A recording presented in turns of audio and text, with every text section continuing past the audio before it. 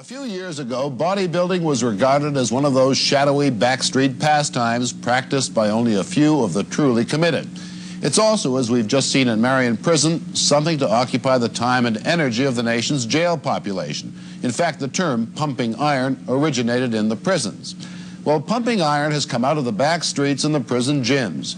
You can blame this new respectability, or at least popularity, on a book and a movie, both of which featured a young Austrian bodybuilder named Arnold Schwarzenegger, who has taken a boyish grin, a massive set of muscles like the fella behind me here, and an unpronounceable name, and turned them into fame and fortune. Arnold may still look as if he's pumping iron. In truth, he's pumping gold. The bodybuilder of bodybuilders, Arnold Schwarzenegger, 6'2" and 220 pounds of solid Austro-Hungarian muscle.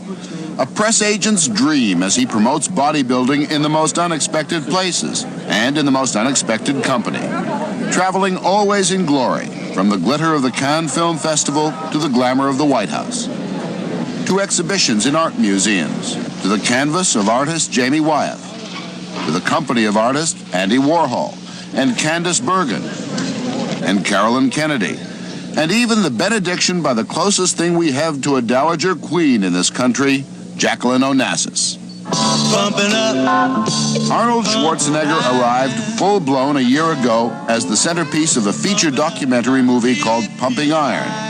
And if you listen to Arnold and others with a stake in the bodybuilding business, you would believe that half the nation is made up of bodybuilders and the other half bodybuilding fans.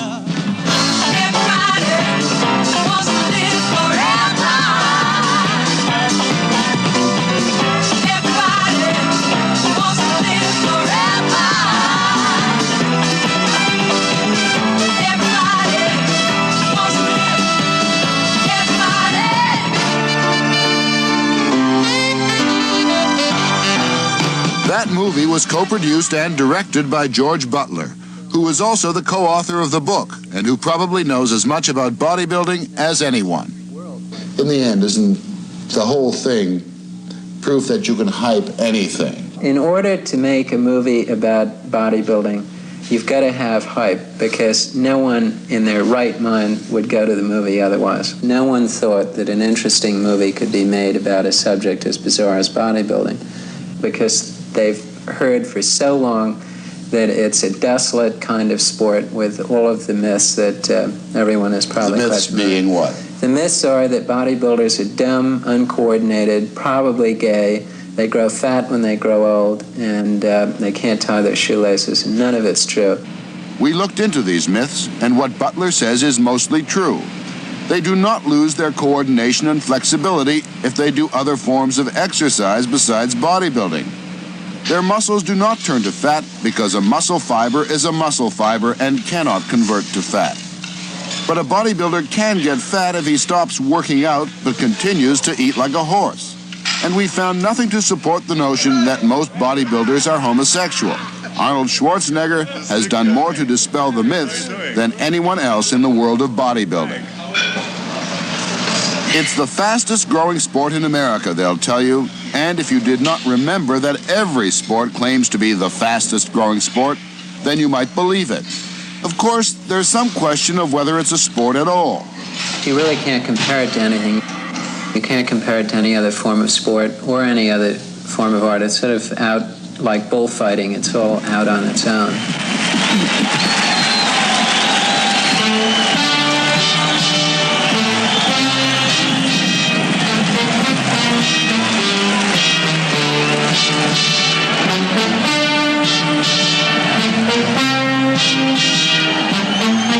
Red Smith, the dean of American sports writers, says it lies somewhere between the roller derby and the ice show.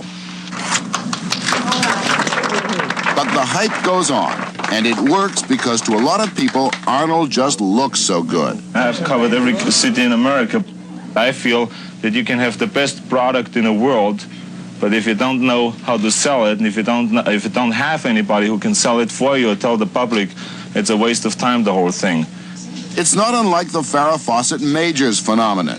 Mix a little talent for doing something and a lot of good looks, and plaster the concoction everywhere, and you have a phenomenon, a vital commodity, For without such phenomena, magazines like People would become tongue-tied.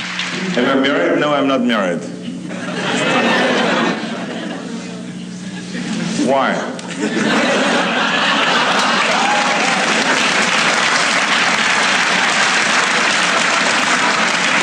Would you consider coming up against Muhammad Ali? The question is if he would do it. Arnold travels the country displaying himself, which is, after all, the main work of a bodybuilder. He lets almost everything hang out, as they say, leaving a trail of fantasies for young women and some men. After all, mystery is what a star is all about. And wherever he goes, he sells bodybuilding and thus the paraphernalia of bodybuilders. Not everyone, however, finds a bodybuilder the body beautiful. Oh, yeah, I'm pumped up already. If you go to the Metropolitan Museum, or if you go to any of the great museums of Europe, you will find pieces of sculpture that thousands and thousands of people have gone to see for 300 or 400 years, which they admire as an item of considerable beauty. But when that piece of sculpture turns into the flesh, people are somehow frightened by it. And I think that's got to do with the fact that bodybuilding as an art form at this time is so profoundly original and so far ahead of its time. People just aren't ready for it yet. But the final performance, the 3-minute posing routine that one does on a stage, is then much more than like a dance or like ballet.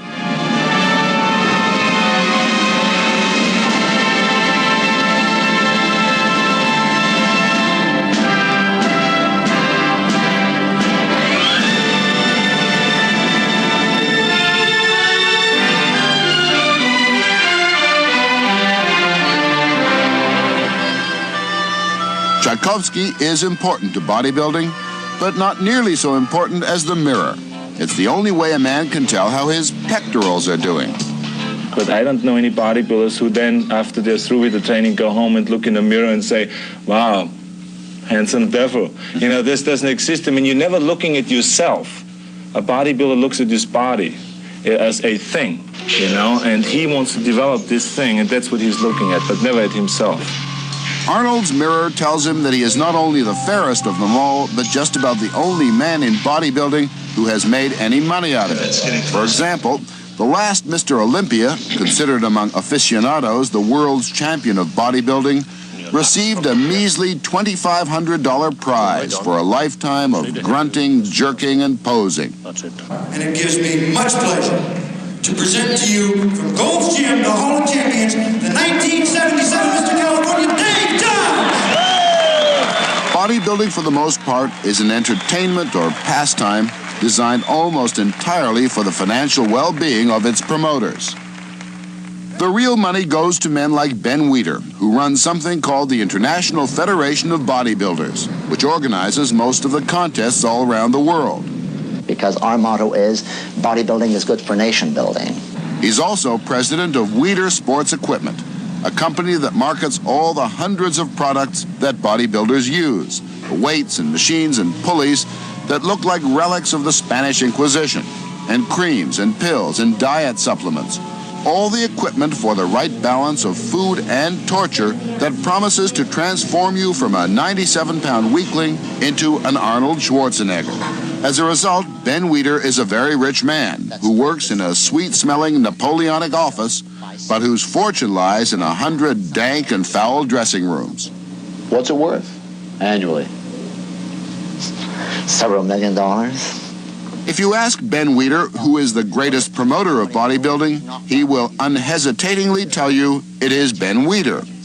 If you journey out to California and go to Gold's Gym, the legendary sanctum, the Cooperstown of bodybuilding, the training ground for all the California muscle beach men, and if you ask the owner of Gold's Gym, Ken Sprague, who is the greatest promoter of bodybuilding, he will tell you, I'm the greatest promoter of bodybuilding. Ken Sprague may not be the greatest, but he can take a lot of credit. He's behind this year's Mr. America contest, which is amateur and therefore offers no prize money. Still, he can muster troops of elephants and muscle men to parade through Santa Monica. And he doesn't do it because he likes elephants. There you have $100,000 in gross income. $45,000 from the auditorium for ticket sales. You have $145,000. Now, those are the bare minimums. When you're talking about with all the people, the 150,000 people who will be out here on the parade route, it doesn't take into consideration the T-shirts you'll sell, the memorabilia, you name it, we'll hawk it. Ben Weider, Ken Sprague, both the greatest, if that's possible. But if you ask bodybuilders who's the greatest in terms of money, they'll tell you. Obviously, Joe Weider. Joe Weider would have to be. Joseph Weider. I would say Joe Weider. Joe Weider. I think I have. We introduce yet another Weider, Ben Weider's brother Joe. Joe Weider is publisher of Muscle Builder and Power. It's no accident that virtually every ad in the magazine is for a product marketed by Joe and his brother Ben. And a lot of the articles extol the virtues of the Weider method of bodybuilding. It all adds up to big money. I don't know the exact figures. I would say we do about 20 million or so.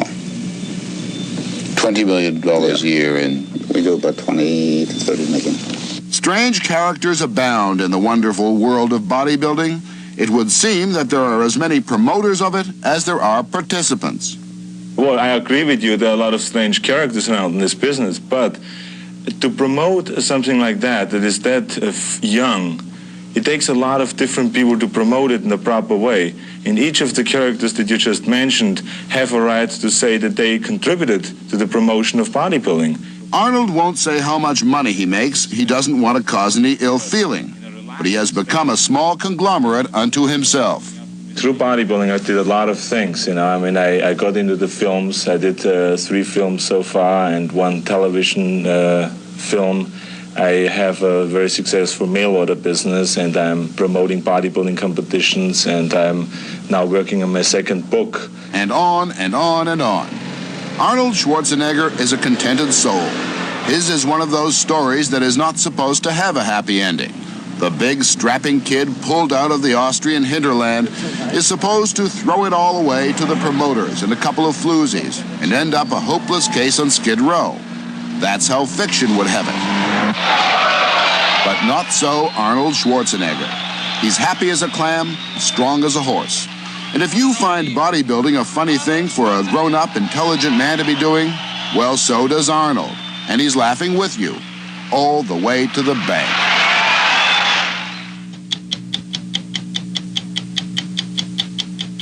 At Western...